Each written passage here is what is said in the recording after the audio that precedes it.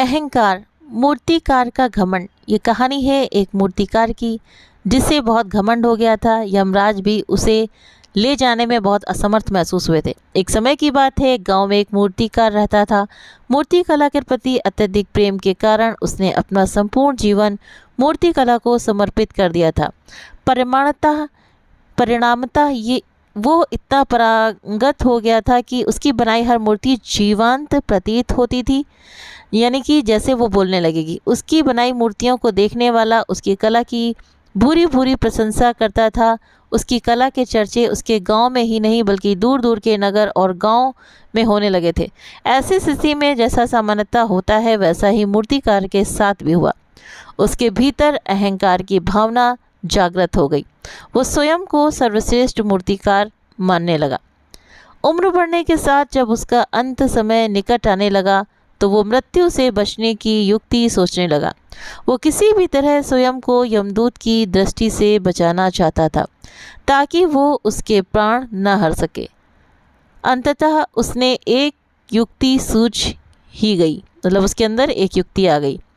उसने अपनी बेमिसाल मूर्तिकला का प्रदर्शन करते हुए 10 मूर्तियों का निर्माण किया। वे सभी मूर्तियां देखने में हूबहू उसके समान थी।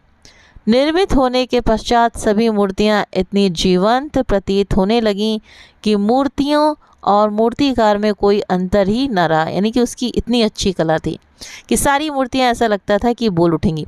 मूर्तिकार उन मूर्तियों के मध्य जाकर बैठ गया। युक्ति अनुसार यमदूत का उसे इन मूर्तियों के मध्य पहचान पाना असंभव था। उसकी युक्ति कारगर भी सिद्ध हुई और जब उसे यमदूत उसके प्राण हरने आए, यानी कि प्राण लेने आए, तो 11 एक सरीकी मूर्तियों को देख चकित रह गया। वो उन मूर्तियों में अंतर कर पाने में असमर्थ था, किंतु उसे ज्ञात था कि इन्हीं मूर्तियों के मध्य मूर्तिकार छिपा बैठा हुआ है, लेकिन उसको पहचाना कैसे जाए। तो मूर्तिकार के प्राण हरने के लिए उसकी पहचान आवश्यक थी।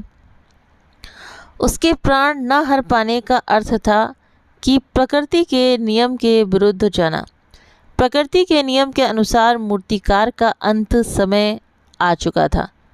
मूर्तिकार की पहचान करने यमदूत हर मूर्ति को तोड़कर देख सकता था, किंतु वो कला का अपमान नहीं करना चाहता था।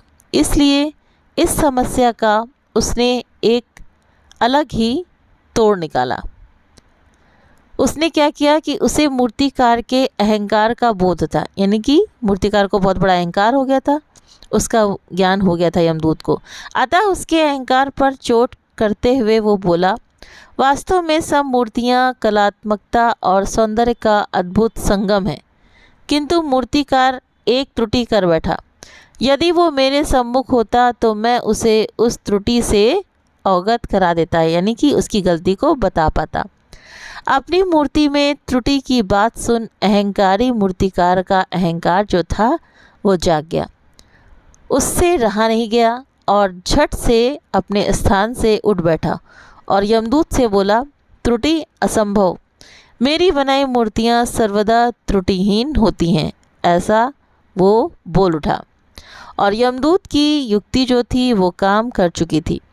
उसने मूर्तिकार को पकड़ लिया और बोला, बेजान मूर्तियाँ बोला नहीं करती और तुम बोल पड़े। यही तुम्हारी सबसे बड़ी त्रुटि है कि अपने अहंकार पर तुम्हारा कोई बस नहीं।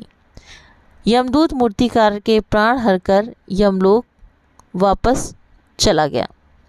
तो इस कहानी से हमें यही सीख मिलती है कि जो अहंकारी व्यक्ति होता है वो क्या करता है, चुप नहीं बैठ सकता है, क्योंकि उसका अहंकार है ना अंदर ही अंदर खौलता रहता है। अगर किसी ने उसको थोड़ी सी भी बात कह दी ना तो वो तुरंत बोल उठता है, जैसा कि इस मूर्तिकार ने किया।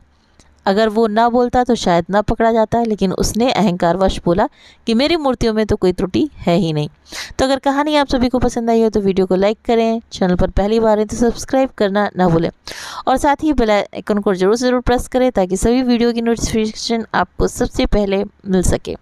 आप अपने प्यारे प्यारे कमेंट्स भी करके मुझे ज़रूर से बताएं कि आपको एक कहानी कैसी लगी, इसके बारे में आपकी क्या राय है, तो कमेंट करके ज़रूर बताएं।